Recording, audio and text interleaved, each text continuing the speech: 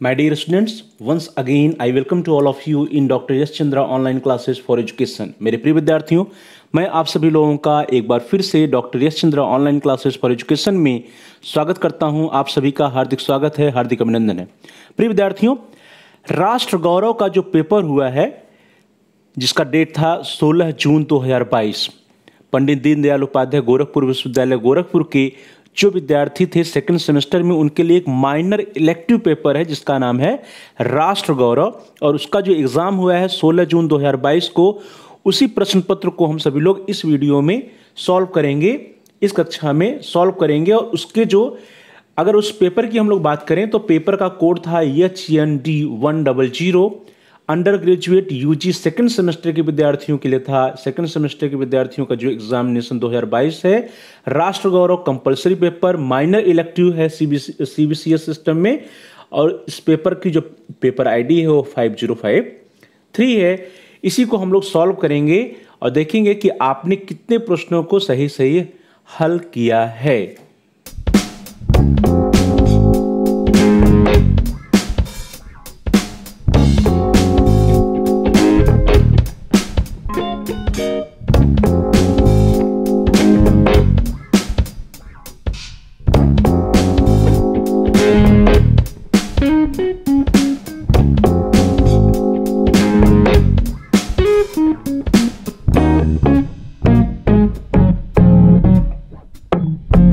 चलिए क्लास को स्टार्ट करते हैं। डियर स्टूडेंट्स, जो राष्ट्र गौरव का कंपलसरी पेपर जो हुआ 16 जून 2022 को, उसमें कुल 50 प्रश्न थे।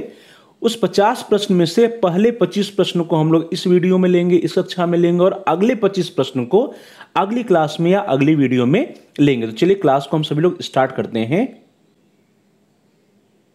आपकी स्क्रीन पर देखिए आ रहा है HND 100। ये पेपर का कोड था। Undergraduate UG second semester examination 2022, Rashtra Gaurav compulsory paper, minor elective CBCS mode. और इसमें जो पहला प्रश्न है, इसमें कुल 50 प्रश्न थे जिसमें से 25 प्रश्न हम लोग इस वीडियो में चर्चा करेंगे। पहला प्रश्न है वो आपकी स्क्रीन पर आ रहा है। प्रश्न है, महाबलीपुरम के मंदिर आधृत हैं, और आपके ऑप्शंस हैं, विकल्प हैं, ए नागर शैली में, बी द्रविड़ शैली में, सी कर्नाटक शैली में, या इनमें से कोई नहीं। तो प्रिय विद्यार्थियों, आपने इसका क्या उत्तर दिया है आप अपना बता भी सकते हैं। महाबलीपुरम के जो मंदिर हैं वो कहाँ पर जो आधृत हैं, किस शैली से? वो नागर शैली से संबंधित है, द्रविड़ शैली से संबंधित है, कर्नाटक से है, या इनमें से कोई नहीं। तो डियर स्टूडेंट्स, महाबलीपुरम का जो मंदिर है वह जो है वो द्रविड़ शैली से संबंधित है, द्रविड़ शैली में है। चोल मंदिर जो तमिलनाडु का है, मीनाक्षी मंदिर जो मदुरई का है, रंगनाथ मंदिर जो तमिलनाडु का है, रामेश्वर मंदिर, ये सभी के सभी मंदिर क्या है? द्रविड़ शैली में है। इसलिए यहां पर आपका जो बी ऑप्शन है, बी विकल्प है, वो सही है। चलिए आगे बढ़ते हैं। अगला प्रश्न आपकी स्क्रीन पर आ रहा है, क्वेश्चन नंबर 2, प्रश्न संख्या 2। प्रश्न है, भरतनाट्यम का संबंध है। जो भरतनाट्यम है इसका संबंध किससे है? तमिलनाडु से है, मणिपुर से है, उड़ीसा से है, या उत्तर प्रदेश से है? तो भरतनाट्यम का संबंध किससे है? तमिलनाडु से है। इसलिए यहां पर जो ए ऑप्शन है आपका, ए option is the right option. A option यहां पे आपका सही है दूसरे के लिए। तीसरा प्रश्न हम चलते हैं। तीसरा प्रश्न आपकी स्क्रीन पर है कि बिहू का संबंध है। जो बिहू है, एक बिहू नृत्य है, इसका संबंध है कहां से? असम से, गुजरात से, मणिपुर से, उत्तर प्रदेश से। तो बिहू का संबंध कहां से है? असम से है। So here the A option is right option, Assam. अगला प्रश्न आपकी स्क्रीन पर, प्रश्न संख्या 4। प्रश्न है, नचिकेता का संबंध है। नचिकेता का संबंध है, यह प्रश्न है किससे संबंध है? नचिकेता का संबंध केनोपनिषद से है, कठोपनिषद से है, मांडुक्योपनिषद से है, या ऐतरेयोपनिषद से है? तो डियर स्टूडेंट्स, कठोपनिषद का संबंध किससे है? नचिकेता का संबंध किससे है? कठोपनिषद से है। So here the B option is the right option. कठोपनिषद से संबंधित है नचिकेता, या नचिकेता का संबंध कठोपनिषद से है। अगला प्रश्न आपकी स्क्रीन पर, प्रश्न संख्या 5। प्रश्न है, गौतम बुद्ध को ज्ञान प्राप्त हुआ था। भगवान गौतम बुद्ध को ज्ञान कहाँ पर प्राप्त हुआ था, यह प्रश्न है। और आपके ऑप्शंस हैं, लुम्बिनी में प्राप्त हुआ था, सारनाथ में प्राप्त हुआ था, कुशीनगर में प्राप्त हुआ था, या गया में प्राप्त हुआ था। तो प्रिय विद्यार्थियों, गौतम बुद्ध को जो ज्ञान की प्राप्ति हुई वो बोध गया बिहार में हुई थी, इसलिए यहाँ पर जो आपका डी ऑप्शन है, D option is the right option. भगवान गौतम बुद्ध को जो ज्ञान की प्राप्ति हुई वो गया में हुई। अगला प्रश्न आपकी स्क्रीन पर प्रश्न संख्या 6 प्रश्न है महावीर स्वामी की शिक्षाओं और उपदेशों का वर्णन है। महावीर स्वामी की शिक्षाओं और उपदेशों का वर्णन है संगम साहित्य में, नाथ साहित्य में, बौद्ध साहित्य में या जैन साहित्य में। तो महावीर स्वामी की शिक्षाओं का वर्णन, महावीर स्वामी की शिक्षाओं और उपदेशों का वर्णन किसमें है? वो जैन साहित्य से संबंधित है, इसलिए यहाँ पर जो डी ऑप्शन है आपका, D option is the right option. Mahavir Swami की शिक्षाओं और उपदेशों का वर्णन जैन साहित्य में है। अगला प्रश्न आपकी स्क्रीन पर आ रहा है, प्रश्न संख्या 7 प्रश्न है गौतम बुद्ध के उपदेशों की भाषा थी। जो भगवान गौतम बुद्ध ने जो उपदेश दिए थे उन उपदेशों की भाषा क्या थी? पाली थी, लौकिक संस्कृत थी या हिंदी थी या प्राकृत थी? तो भगवान गौतम बुद्ध ने जो उपदेश दिए थे वे जनसाधारण की भाषा में दिए थे, और उस समय जो जनसाधारण की भाषा थी या हम बोलचाल की भाषा थी वो क्या थी? पाली थी। इसलिए गौतम बुद्ध के उपदेशों की जो भाषा रही वो पाली रही, इसलिए यहाँ पे ए option is the right option. अगला प्रश्न आपकी स्क्रीन पर प्रश्न संख्या 8 प्रश्न है वैराज शब्द का अर्थ होता है। वैराज शब्द का क्या अर्थ होता है? और आपके विकल्प हैं ए राजा विहीन राज, बी वैराग युक्त राज, सी राज विहीन राज, राज विहीन राजा या डी उपयुक्त सभी। ध्यान दीजिए, पहला ऑप्शन है राजा विहीन राज, दूसरा है बी वैराग युक्त राजा, सी है राज विहीन राजा और डी है उपर्युक्त सभी। तो वैराज शब्द का क्या अर्थ होता है? राजा विहीन राज, राजा विहीन राज। So here the A option is the right option, राजा विहीन राज। अगला प्रश्न आपकी स्क्रीन पर प्रश्न संख्या 9 प्रश्न है गणतांत्रिक शासन पद्धति में शासन की शक्ति निहित होती है। प्रश्न संख्या 9 ध्यान से देखिए, गणतांत्रिक शासन पद्धति में शासन की शक्ति किस में निहित होती है? किसी एक व्यक्ति में, संपूर्ण गण में, दो व्यक्तियों में या चार व्यक्तियों में? तो गणतांत्रिक शासन पद्धति में शासन की शक्ति जो होती है वो संपूर्ण गण में निहित होती है। So here the B option is the right option. संपूर्ण गण में गणतांत्रिक शासन पद्धति में शासन की शक्ति निहित होती है। अगला प्रश्न आपकी स्क्रीन पर प्रश्न संख्या 10 प्रश्न संख्या 10 है दीघ निकाय में महाजन सम्मत कहा गया है, और आपके विकल्प हैं ए राजा को, बी प्रजा को, सी मंत्री को या डी सारथी को। तो प्रिय विद्यार्थियों, दीघ निकाय में महाजन सम्मत किसे कहा गया है? महाजन सम्मत का जो अर्थ होता है वह अर्थ है कि वह व्यक्ति जो सभी को स्वीकार्य हो, और बौद्ध राजा को महाजन सम्मत कहा जाता था, या बौद्ध जो राजा होते थे वे महाजन सम्मत कहलाते थे, इसलिए A option is the right option. राजा को महाजन सम्मत कहा गया है, ए ऑप्शन राइट है। अगला प्रश्न आपकी स्क्रीन पर प्रश्न संख्या 11 बहुत इंपॉर्टेंट प्रश्न है, अधिकांशतः पूछा जाता है। प्रश्न है मूर्तिकला का स्वर्ण युग कहलाता है। मूर्तिकला का स्वर्ण युग किस काल को कहते हैं? ऑप्शन है आपका कुषाण काल, गुप्त काल, मुगल काल या उपर्युक्त में से कोई नहीं। तो मूर्तिकला का स्वर्ण युग जो है वो गुप्त काल को कहा जाता है, इसलिए यहाँ पे आपके B option is the right option. मूर्तिकला का स्वर्ण युग कहलाता है गुप्त काल। अगला प्रश्न आपकी स्क्रीन पर प्रश्न संख्या 12 प्रश्न है गणित को सभी विधाओं में सर्वोपरि कहा गया है। किसमें कहा गया? अथर्ववेद में, रामायण में, वेदांग ज्योतिष में, महाभारत में? गणित को सभी विधाओं में सर्वोपरि कहा गया है अथर्ववेद में, रामायण में, वेदांग ज्योतिष में या महाभारत में? तो वेदांग ज्योतिष में गणित को सभी विधाओं में सर्वोपरि कहा गया है, इसलिए यहां पर जो आपका सी विकल्प है, सी ऑप्शन है, दैट इज राइट ऑप्शन। गणित को सभी विधाओं में सर्वोपरि वेदांग ज्योतिष में कहा गया है। अगला प्रश्न आपकी स्क्रीन पर प्रश्न संख्या 13 या 13 प्रश्न है महात्मा गांधी ने इंडियन ओपिनियन नामक पत्र निकाला था, और आपके विकल्प है अफ्रीका से, इंग्लैंड से, भारत से या गुजरात से? तो प्रिय विद्यार्थियों, महात्मा गांधी ने इंडियन ओपिनियन नामक पत्र कहां से निकाला था, ये प्रश्न है। तो इंडियन ओपिनियन का जो प्रकाशन महात्मा गांधी जी ने किया था वो दक्षिण अफ्रीका में 4 जून 1903 को आरंभ किया था, इसलिए यहाँ पे जो आपके ए विकल्प है, ए ऑप्शन है, वो राइट ऑप्शन है। महात्मा गांधी ने इंडियन ओपिनियन नामक पत्र जो है अफ्रीका से निकाला था। ए option is the right option. अगला प्रश्न आपकी स्क्रीन पर, प्रश्न संख्या 14। प्रश्न है संगीत युक्त वेद है, संगीत युक्त वेद कौन सा है? ए ऋग्वेद, बी सामवेद, सी अथर्ववेद या डी यजुर्वेद। तो संगीत युक्त वेद कौन सा है? संगीत युक्त वेद ऋग्वेद नहीं, अथर्ववेद नहीं, यजुर्वेद नहीं, बल्कि सामवेद है। So here the B option is the right option. संगीत युक्त वेद सामवेद को कहा जाता है। सामवेद जो है संगीत युक्त वेद है। अगला प्रश्न, क्वेश्चन नंबर 15, प्रश्न संख्या 15। प्रश्न है दो रेखाएं लंबवत होती हैं यदि उनके बीच का कोण है, कितना है? 360 डिग्री, 45 डिग्री, 180 डिग्री या 90 डिग्री। तो डियर स्टूडेंट्स, दो रेखाएं कब लंबवत होंगी? एक रेखा इस तरह से हो और एक रेखा उसको पूरी तरह से लंब हो, तो उससे हम कहेंगे कि क्या है? वो लंबवत है।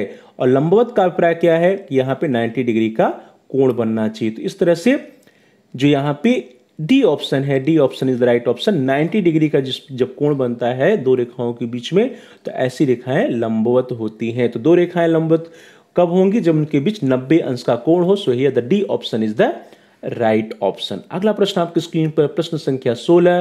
प्रश्न है प्राचीन भारतीय गणितज्ञ नहीं है, और आपके विकल्प है ए चरक, बी आर्यभट्ट, सी रामानुजम और डी महावीराचार्य। तो डियर स्टूडेंट्स, प्राचीन भारतीय गणितज्ञ नहीं है। कौन नहीं है? आर्यभट्ट गणितज्ञ है, रामानुजम गणितज्ञ है, महावीराचार्य गणितज्ञ है। लेकिन जो चरक जी हैं, चरक को आयुर्वेद चिकित्सा का जनक कहा जाता है। चिकित्सा के क्षेत्र से है, ना कि गणितज्ञ है। So here the A option is the right option. प्राचीन भारतीय गणितज्ञ कौन नहीं है? चरक नहीं है। बाकी आर्यभट्ट, रामानुजम और महावीराचार्य सभी जो है एक गणितज्ञ हैं। अगला प्रश्न आपकी स्क्रीन पर, प्रश्न संख्या 17 बहुत ही महत्वपूर्ण प्रश्न है। प्रश्न है मेहरौली लौह स्तंभ है, अर्थात मेहरौली लौह स्तंभ कहां पर स्थित है? आपके ऑप्शन है दिल्ली में, बी बागपत में, सी मेरठ में और डी चित्रकूट में।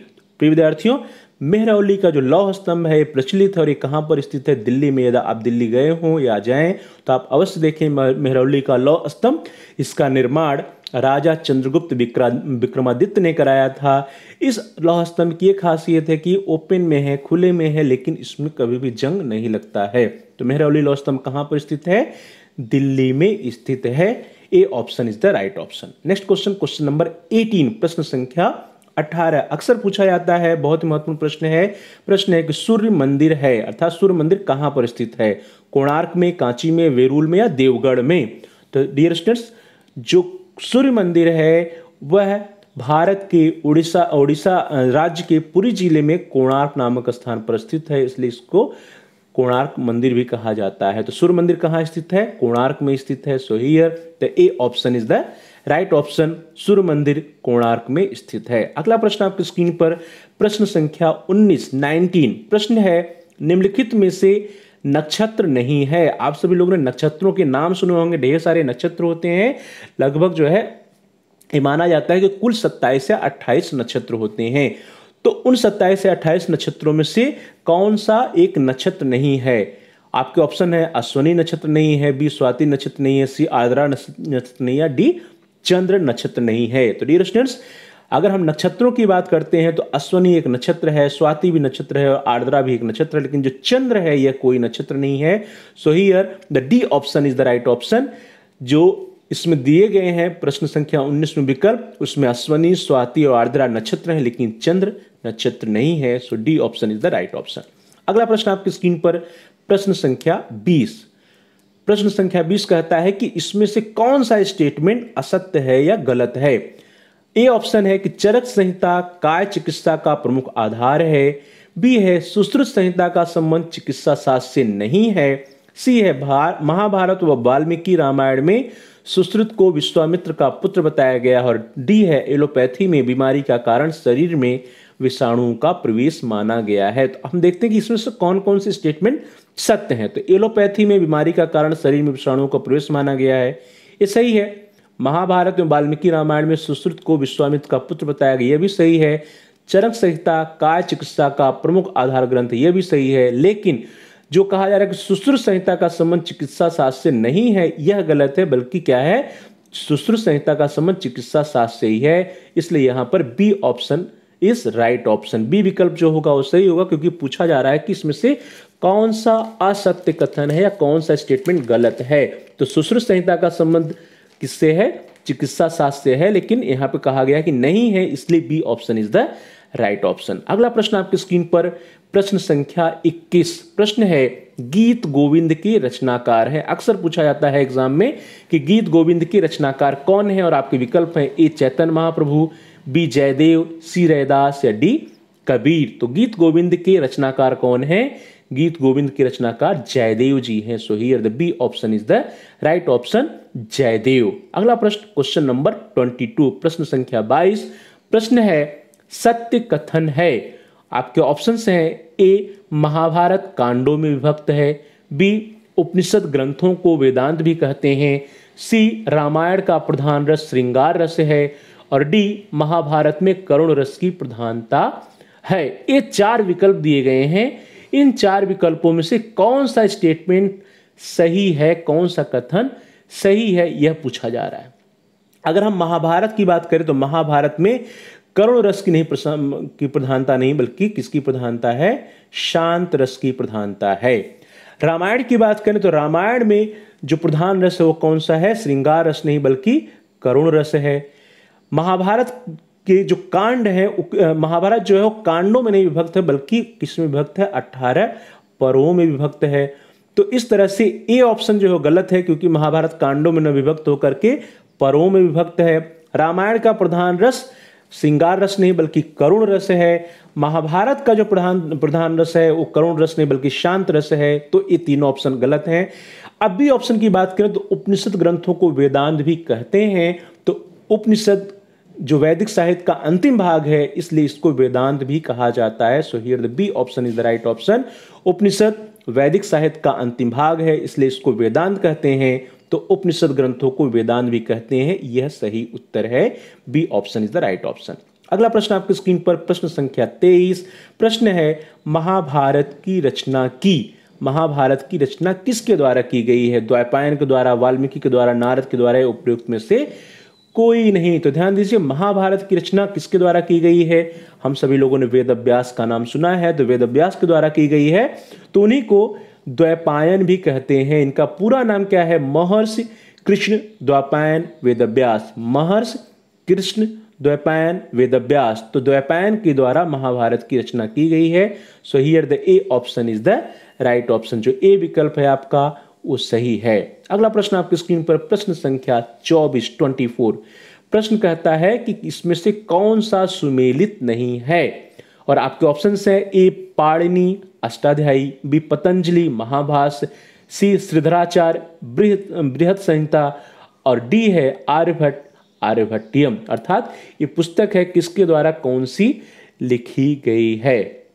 तो प्रिय विद्यार्थियों, अगर हम ए ऑप्शन की बात करें तो पाणिनि अष्टाध्यायी ये सही है, बी पतंजलि महाभाष्य यह भी सही है, और डी आर्यभट्ट आर्यभट्टियम लिखे हैं तो यह भी सही है। लेकिन जो सी ऑप्शन है श्रीधराचार्य बृहत संहिता यह गलत है। So here C option is the right option. C option जो है वो सुमेलित नहीं है, बाकी ए, बी और डी ये तीनों सुमेलित हैं। तो C option is the right option. और अगला प्रश्न आपकी स्क्रीन पर आ रहा है प्रश्न संख्या 25। प्रश्न है दशमलव पद्धति किसकी देन है, और आपके ऑप्शंस हैं ए बाराहमिहिर की, बी श्रीधराचार्य की, सी यूक्लिड की, या डी आर्यभट्ट की। तो दशमलव पद्धति किसकी देन है? किसको माना जाता है कि दशमलव पद्धति इन्होंने दिया है? तो बाराहमिहिर ने नहीं दिया, श्रीधराचार्य ने नहीं दिया, यूक्लिड ने दिया, बल्कि किसने दिया है? आर्यभट्ट ने दिया है। So here the D option is the right option. प्रिय विद्यार्थियों, यहाँ पर जो डी विकल्प है आपका वो डी विकल्प सही है। डी विकल्प आपका सही है, आर्यभट्ट सही उत्तर। दशमलव पद्धति किसकी देन मानी जाती है? आर्यभट्ट जी की देन मानी जाती है। तो इस तरह से हम लोगों ने आज के इस वीडियो में, इस क्लास में, जो आपका 16 जून 2022 को राष्ट्र गौरव माइनर इलेक्टिव जो कंपलसरी पेपर हुआ है द्वितीय सेमेस्टर के विद्यार्थियों को, उसको हम लोगों ने सॉल्व किया। अगले क्लास में, अगली कक्षा में, अगले वीडियोस में हम जो अन्य 25 प्रश्न बचे हुए हैं उसको सॉल्व करेंगे। आप सभी का बहुत बहुत धन्यवाद। Thanks for watching. Thanks to all of you. Please like share and comment on the video. Dear students, आप इस वीडियो को लाइक कीजिए और इस वीडियो को अधिक से अधिक अपने फ्रेंड सर्किल में मित्रों के साथ, सहपाठियों के साथ शेयर कीजिए, जिससे कि वे भी इस वीडियो का लाभ उठा सकें, उनका भी अध्ययन कार्य सुचारू रूप से आगे बढ़ सके। और साथ साथ ये सॉल्व पेपर है, तो सॉल्व पेपर है तो जो विद्यार्थी परीक्षा दिए हैं वे अपना मैच भी कर सकते हैं। तो please like share and comment on the video. आप इस वीडियो में कमेंट्स भी कर सकते हैं। कमेंट्स के द्वारा यदि आपका कोई बहुमूल्य सुझाव है या कोई प्रश्न है या कोई समस्या है तो आप हमसे शेयर कीजिए। हम आपके प्रश्नों का उत्तर देने का प्रयास करेंगे, आपकी समस्याओं का समाधान करने का प्रयास करेंगे और साथ ही साथ जो भी आपके बहुमूल्य सुझाव होंगे उन सुझावों पर अनुपालन भी करने का प्रयास करेंगे। So please like share and comment on the video. Also subscribe the channel. प्रिय विद्यार्थियों, यदि आपने अभी तक चैनल को सब्सक्राइब नहीं किया है तो सब्सक्राइब कर लीजिए, जिससे कि आप प्लेलिस्ट में जाकर के आसानी से अपने कोर्स से रिलेटेड सभी एजुकेशनल वीडियोज को आसानी से देख पाएं, सर्च कर पाएं। इसके लिए जरूरी है कि आप चैनल को सब्सक्राइब कीजिए और साथ ही साथ जहां पर सब्सक्राइब लिखा है उसके बगल में घंटी का आकार है, बेल का आइकन, उसको प्रेस कीजिए। उसको दबाने पर कुछ ऑप्शंस आते हैं, उन विकल्पों में से आप आल के ऑप्शन को सेलेक्ट कर लीजिए।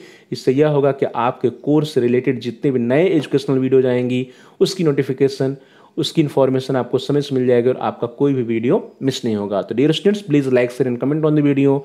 Also subscribe the channel and press the bell icon all. आप सभी का बहुत बहुत धन्यवाद। अगली क्लास में, अगली वीडियो में हम मिलेंगे, जिसमें हम अन्य 25 प्रश्नों को सॉल्व करेंगे, उसका सोल्यूशन देखेंगे, प्रश्न संख्या 26 से लेकर के प्रश्न संख्या 50 का। तब तक के लिए आप सभी का बहुत बहुत धन्यवाद।